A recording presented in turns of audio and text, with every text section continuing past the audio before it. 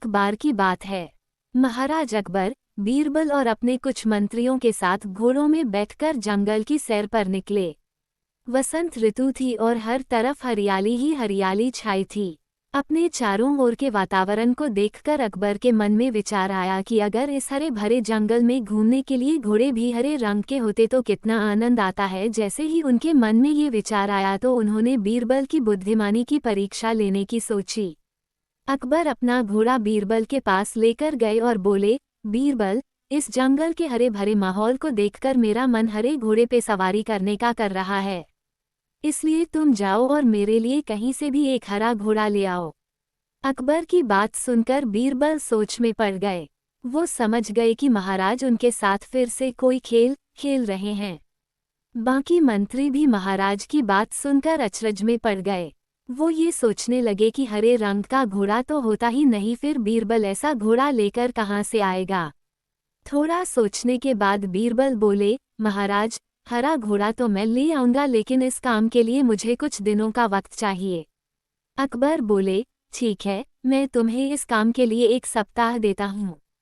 अकबर की बात मानकर बीरबल ने अपना घोड़ा घुमाया और हरे रंग का घोड़ा ढूंढने निकल पड़े। 3 दिन बाद ही बीरबल लौटकर दरबार आ गए। बीरबल को देख अकबर बोले, बीरबल, तुम तो खाली हाथ ही आए हो, हमारे लिए हरे रंग का घोड़ा नहीं लाए। महाराज की बात सुनकर हर कोई जोर जोर से हंसने लगा। सबको लगा इस बार चतुर बीरबल कोई चतुराई नहीं कर पाया। माहौल थोड़ा शांत हुआ तो बीरबल बोले, महाराज, हरे रंग का घोड़ा मैंने ढूंढ लिया है, यही बताने मैं आपके पास आया हूँ। बीरबल की बात सुनकर अकबर के साथ साथ दरबार में बैठे सभी लोग हैरान हो गए। हैरानी भरी आवाज के साथ अकबर बोले, हरा घोड़ा मिल गया है तो फिर तुम इसे लाए क्यों नहीं। बीरबल बोले, महाराज, जिस व्यक्ति के पास वो घोड़ा है वो उसे तभी देगा जब आप उसकी 2 शर्तें मानेंगे। अकबर बोले, ठीक है, उसकी शर्तें बताओ, फिर हम उस पर विचार करेंगे।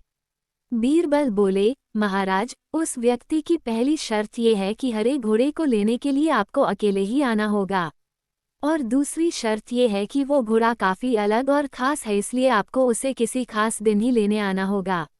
उस व्यक्ति ने कहा है कि सप्ताह के 7 दिनों के अलावा जो भी खास दिन आए, उस दिन आप आकर उस घोड़े को ले जा सकते हैं।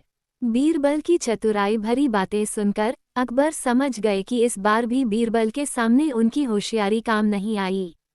सीख जो हमें इस बीरबल की कहानी से मिलती है, हमें कभी भी ऐसी चीज़ों की चाह नहीं रखनी चाहिए जो किसी भी तरह हमें मिल नहीं सकती।